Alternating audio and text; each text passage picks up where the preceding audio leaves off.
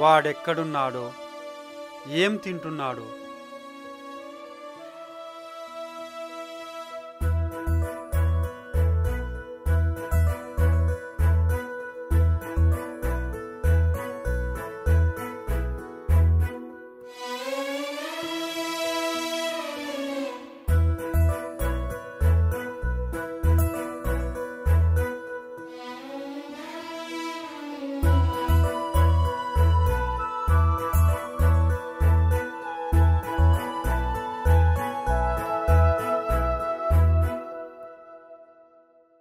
మా నేను అలా బయటికి వెళ్ళొస్తాను. ఎక్కడికి రా? ఈ టైంలో బయటికి పోవడం అవసరమా? అడిగావా? మారవా నాన్న నువ్వు? బయటికి వెళ్ళానన్న ఆపి ఏంటా ప్రశ్నలు? అలా అపశగ్నం పలికే బదులు జాగ్రత్త అని మంచి మాట పలకొచ్చుగా.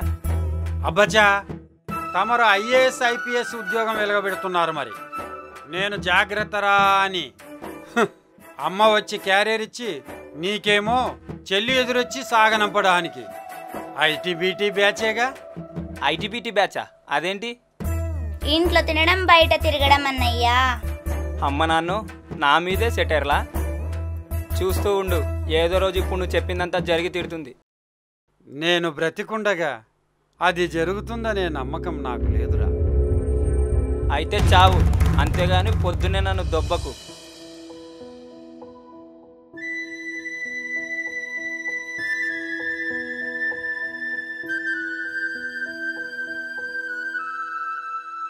ఆగరా, రోజు చూస్తున్నా ఇంట్లో తినడం లేదు, ఇంటి పనులు పట్టనట్టు కనీసం ఒక గంట కూడా ఇంట్లో ఉండడం లేదు. అందరూ పడుకున్నాకే ఇంటికి వస్తున్నావు. అసలేం చేస్తున్నావురా బయట నువ్వు?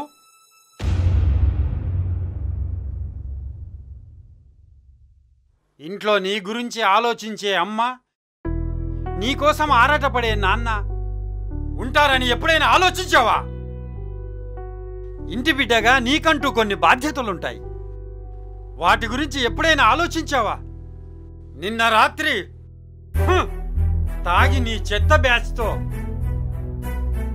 కలిసి అల్లరి చేస్తుంటే రామకృష్ణ చూశాడంట. పొలంలో నీ గురించి అందరి ముందు చెబుతుంటే తల దించుకోవాల్సి వచ్చిందిరా. నిన్న బార్ దగ్గర, మొన్న థియేటర్లో, అటుమన్న పిట్టగోడలపై కూర్చొని అమ్మాయిలను ఆట పట్టిస్తూ అడ్డమైన కామెంట్లు చేస్తూ అసలు నువ్వు నా కొడుకు అని చెప్పుకోవడానికే సిగ్గేస్తుందిరా. ఛీ! Same feeling. ఏంటి? కొడుకు అని చెప్పుకోవడానికి సిగ్గేస్తున్నావు కదా, అదే సేమ్ ఫీలింగ్. నిన్ను నాన్న అని చెప్పుకోవడానికి నాకు సిగ్గేస్తుంది. ఏంట్రా మాటలు? లేకపోతే ఏంటమ్మా, నేనేదో రోజు తాగొచ్చి తిరుగుతున్నట్లు, కనిపించిన ప్రతి అమ్మాయి చుట్టూ పిచ్చోళ్ళ తిరుగుతున్నట్టు మాట్లాడుతున్నాడు. నేను ఇంట్లో కొడుకునా లేకపోతే జైల్లో ఖైదీనా? కాస్త కూడా ఫ్రీడమ్ ఇవ్వరా? అసలు నన్ను కొడుకులా చూస్తున్నారా? ఇంటికి ఎప్పుడు వస్తున్నావు, ఎక్కడ తింటున్నావు, ఎవరితో తిరుగుతున్నావు, ఈ తొక్కల ప్రశ్నలేంటి? ఏం నేనంటే నమ్మకం లేదా? ఎంత తాగినా రోజు ఇంటికేగా వస్తున్నాను, పక్కింటికి వెళ్తున్నానా? ఇక చాలు, మా బాధ్యతలేంటో మాకు తెలుసు. ఏదెప్పుడు చేయాలో మీరు చెప్పాల్సిన అవసరం లేదు. ముందు కొడుకును ఖైదీలా చూసుకోకుండా చూడండి. మాట్లాడితే డిసిప్లిన్, రూల్స్, తొక్క తోటకూర అంటూ మీరు మీ నస. మీరు మారరా? అన్నకే నీతులు చెప్పేటంత వాడివయ్యావురా నువ్వు. ఆగు బావా, ఆగు. నువ్వు కూర్చో. రే, నువ్వు లోపలికి వెళ్ళు. కూర్చో బావా.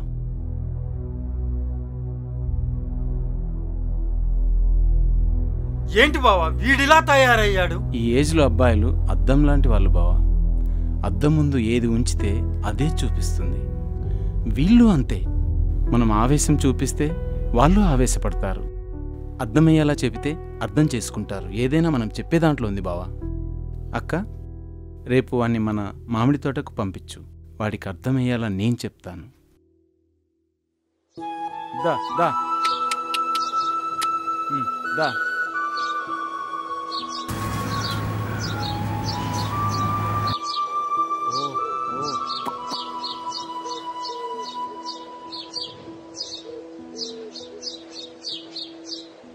బాగున్నారా మావయ్య? ఎంతసేపు అయిందిరా వచ్చి? ఇప్పుడే మావయ్య, కొద్దిసేపు అయింది. నాకు ఒక చిన్న పని ఉంది. నువ్వు మన తోటంతా తిరిగి అన్నీ గమనించి ఏమర్థమైందో నాకొచ్చి చెప్పు, సరేనా? సరే మావయ్య. ఏయ్ దా దా.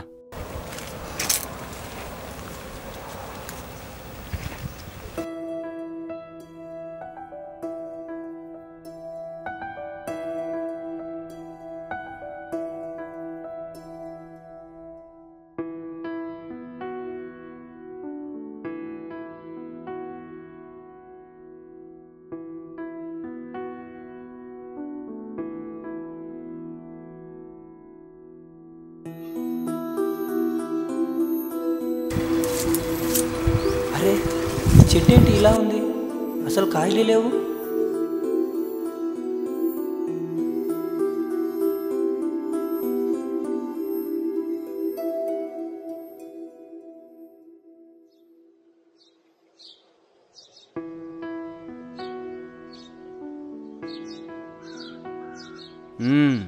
అంతా తిరిగావా? తిరిగాను మావయ్య. ఏం గమనించావు? ఏం అర్థమైంది? అంతా తిరిగాను కానీ ఏమీ అర్థం కాలేదు మావయ్య. కానీ ఒకటి అడగాలనుంది మావయ్య. ఏంట్రా అది? తోటలో అన్ని చెట్లు బాగానే ఉన్నాయి, అన్నిటికీ పండ్లు కాస్తున్నాయి. కానీ చివర్లో నా చెట్టుకు కనీసం పూత కూడా లేదు. చెట్టంతా అడ్డదిడ్డమైన కొమ్మలతో, తిక్క తిక్క మొక్కలతో ఉందేంటి?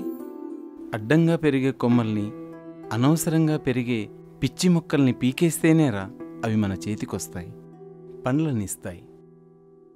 వీటన్నిటినీ ఎదిగేటప్పుడు అడ్డంగా పెరిగిన కొమ్మల్ని నరికేశాం, అనవసరంగా పెరిగిన పిచ్చి మొక్కల్ని పీకేశాం. అందుకే ఇవి ఇలా ఉన్నాయి, పండ్లనిస్తున్నాయి. ఆ ఒక్క చెట్టుని మాత్రం వదిలేశాం. కాబట్టి అటు పూతకు ఇటు నీడకు దేనికి పనికి రాకుండా పోయింది. ఇప్పుడు అర్థమైందా నిన్ను ఈ తోటంతా ఎందుకు తిరిగి రమ్మన్నాను? నిన్న నాన్నతో అన్నావు కదా అదేదో ఫ్రీడమ్ కావాలని. కానీ నాన్న డిసిప్లిన్గా ఉండాలని ఎందుకు కోరుకుంటాడో తెలుసా? మనము ఆ చెట్ల లాంటి వాళ్ళమేరా. ఎదిగే వయసులో చెడు సావాసాలు, అనవసరపు ఆకర్షణలు ఇవి సహజం. వాటిని కరెక్ట్గా కోయకపోతే ఆ చెట్టులా ఎందుకు పనికి రాకుండా పోతాం. ఏ నాన్న అయినా అనవసరంగా వాగడురా. తనకున్న అనుభవంతోనే తన కొడుకు పెరిగి పెద్దయ్యాక ఒక ప్రయోజకుడై వాళ్ళను పోషించకపోయినా తనను తాను పోషించుకునే స్థాయికి ఎదగాలని అంటాడ్రా. అయినా ఇప్పుడు మీ నాన్న ఆయన బాధంతా నువ్వు బార్లలో బీర్లు తాగుతూ తిరుగుతున్నావనో, బయట బిర్యానీలు తింటూ బలాదూరుగా తిరుగుతున్నావనో కాదురా. నువ్వు వాటికి ఎక్కడ బానిసవుతావో అనే భయం. ఇంట్లో తినమనేది, బయట తిండి వల్ల నీ ఆరోగ్యం చెడిపోతుందన్న భయంతోరా. నాన్న బాధపడేది నువ్వేదో తప్పు చేస్తున్నావని కాదు, తప్పటడుగు లేస్తావేమోనని అనుమానం. ఆ అనుమానం నీ మీద కాదు, నీకొచ్చిన వయస్సు మీద. నాన్నంటేనే బాధ్యత. నిన్ను మీ నాన్న అనుకుంటే ఇంకెవరంటారా? నీ గురించి బయట ఒక్క గొప్ప చెప్పినా ఆ రోజంతా ఆనందంతో పొంగిపోతాడ్రా మీ నాన్న. అదే చెడుగా చెబితే ఆ బాధను భరించలేక తనలో తాను కుమిలిపోతాడు. పంటలో ఎంత నష్టం వచ్చినా తను కష్టపడి పనిచేస్తాడే కాని మీ ఇష్టాయిష్టాలని కాదని ఏనాడైనా చెప్పాడారా మీ నాన్న? నువ్వు ఎన్ని తప్పులు చేసినా తప్పొప్పులు తెలుసుకుంటావని, తెలివిగా మలుచుకుంటావని తనను తాను సర్ది చెప్పుకుంటాడు కాని నిన్నెప్పుడైనా ఒక్క మాట అన్నాడురా మీ నాన్న? నీపై ఎన్ని నిందలు వచ్చినా ఆనందాన్నే పంచుకుంటాడు కాని నిన్ను నిలదీసి ఎప్పుడైనా అడిగాడారా? నీకేం తెలుసురా ఆయన బాధ? తను పూట పూట పస్తులున్నా పర్వాలేదు, పిల్లలకు పరమాన్నాలు పెట్టాలని ఆటపాటలు మీకు నేర్పి అన్నింట్లోనూ తోడుంటాడ్రా మీ నాన్న.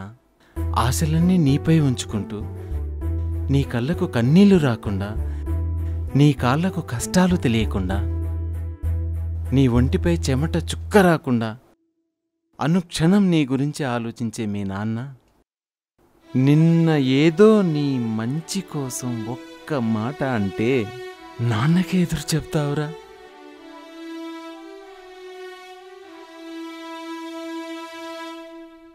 ఫ్రీడమ్ ఫ్రీడమ్ అని యవ్వనాన్ని గాలి తిరుగుళ్లకు చెడు సావాసాలతో పాడు చేసుకొని ఆ చెట్టులా ఎందుకు పనికి రాకుండా పోతావో, లేక ఆ ఫ్రీడంలో కూడా డిసిప్లిన్గా ఉంటూ ఈ చెట్లలా అందరికీ ఉపయోగపడతావో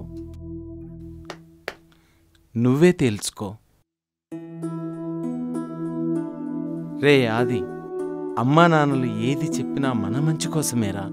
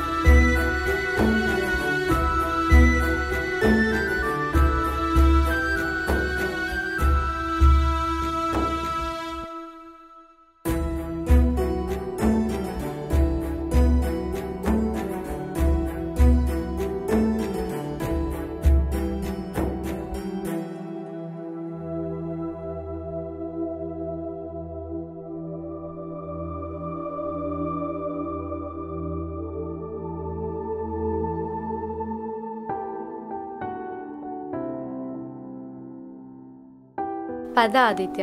ఎక్కడికి?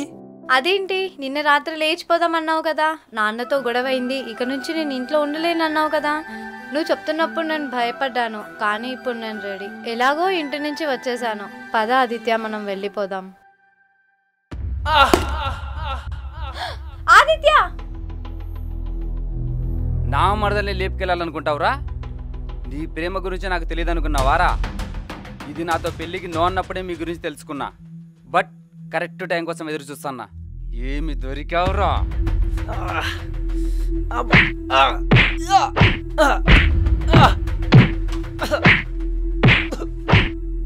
నీ అబ్బా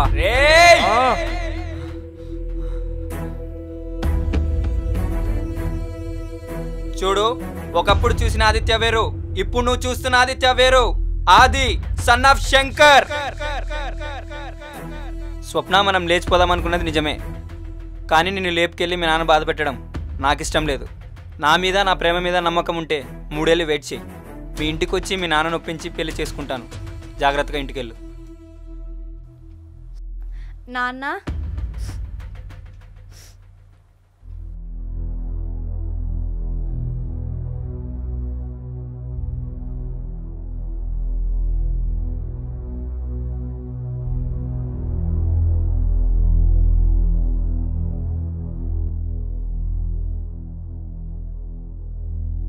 ఏంటండి ఆలోచిస్తున్నారు? వాడేమైనా ఫోన్ చేశాడా? లేదండి. ఎలాగున్నాడో, ఎక్కడున్నాడో, ఏం చేస్తున్నాడో అంతా మీ వల్లేనండి. ఎదిగిన కొడుకును పట్టుకుని ఎన్నెన్ని మాటలన్నారండి మీరు. అసలు వాడెంత బాధపడ్డాడో ఒక్క మాటైనా చెప్పకుండా వెళ్ళిపోయాడండి. వాడికేంటి, రాజాలా బ్రతికాడు, ఇప్పుడు కూడా మహారాజులా బ్రతుకుతుంటాడు.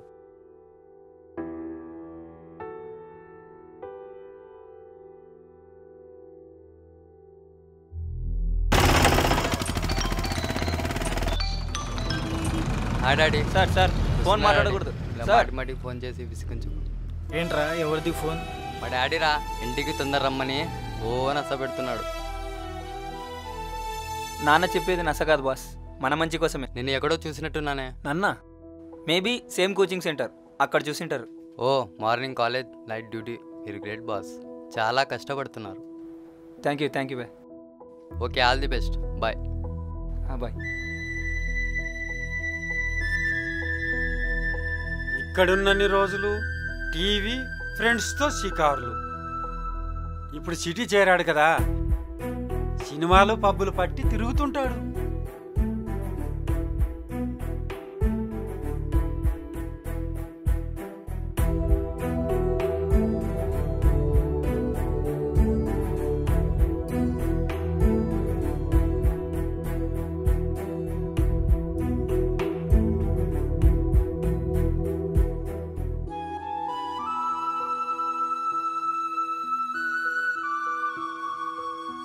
అవేం మాటలుంటాయో ఏమో, ఎప్పుడు చూసినా సెల్ ఫోన్లో మాట్లాడుతూనే ఉంటాడు.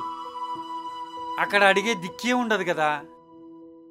24 గంటలు సెల్ ఫోన్లో సొల్లు కబుర్లు చెప్పుకుంటూ ఉంటాడు.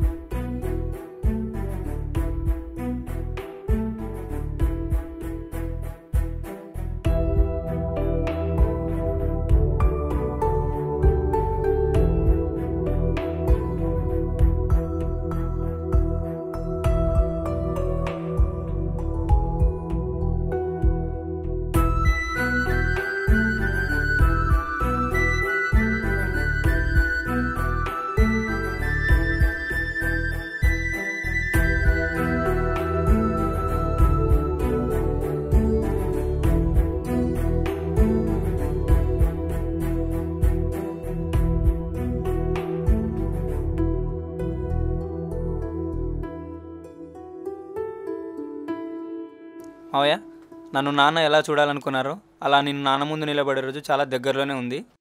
సరే, మళ్ళీ చేస్తాను మావయ్య, నాకు ఇంటర్వ్యూ ఉంది.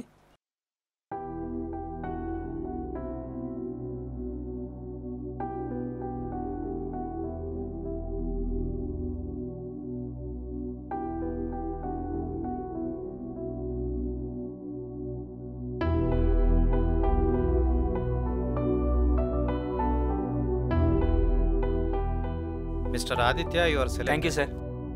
బట్ ఆదిత్య, మీరు మీ విలేజ్ నుంచి అప్ అండ్ డౌన్ చేస్తా అంటున్నారు. అది మీకు రిస్క్ కదా. కంపెనీ క్వార్టర్స్ ఇస్తుంది, అందులో ఉండొచ్చు కదా ఆదిత్య.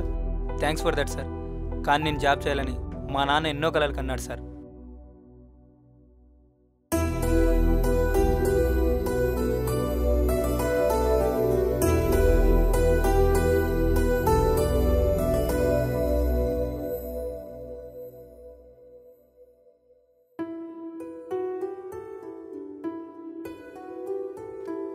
అలా ఆఫీస్కి వెళ్ళాలన్నది మా నాన్న కల సార్.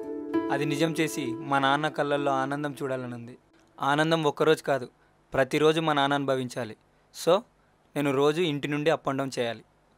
అది నాకు రిస్క్ అయినా పర్లేదు sir. Interesting, super Aditya, keep it up. ఇదిగో నీ అపాయింట్మెంట్ ఆర్డర్.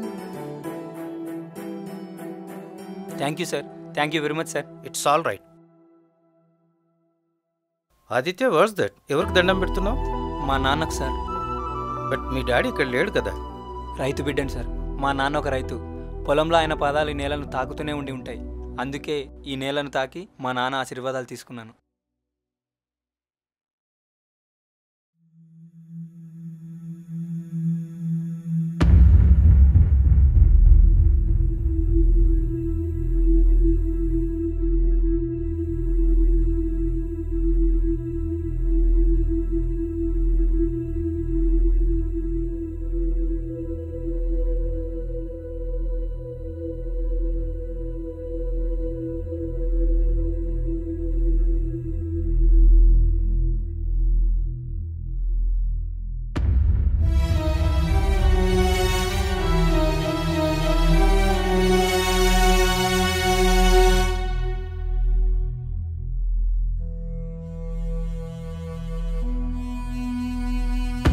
నేను బ్రతికుండగా అది జరుగుతుందనే నమ్మకం నాకు లేదు. అయితే నన్ను క్షమించు నాన్న. నువ్వు ఉన్నప్పుడే నీ విలువ తెలుసుకోలేకపోయాను.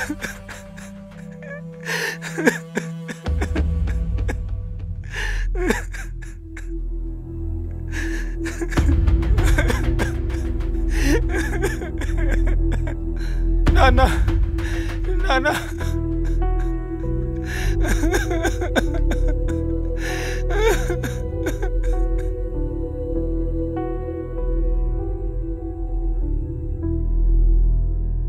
తప్పు చేశాను మావయ్య. నాన్న ఇప్పుడు కాకపోతే ఇంకెప్పుడు అంటూ ఉంటే ఇంకా చాలా టైం ఉంది కదా అని టైం పాస్ చేశాను. అదే నాన్న చెప్పినప్పుడు వినుంటే. అందుకేరా అంటుంటారు, జరగరాంది జరక్కముందే మేలుకోమని. తర్వాత ఏం సాధించినా ఏం లాభం ఉండదు. బాధపడకు.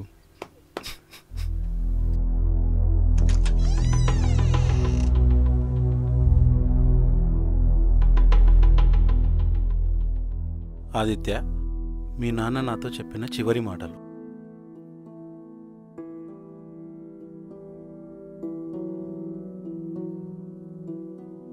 నమస్కారం అయ్యా. ఉమ్. పాపది పెళ్ళయ్యా. ఎప్పుడు? రేపు శుక్రవారం రోజయ్యా. అంజీ, అయ్యా. చంద్రకు 4 ప్యాకెట్ల బియ్యం ఎత్తి పంపి. సరే అయ్యా, రండి రండి. వస్తానయ్యా. ఉమ్.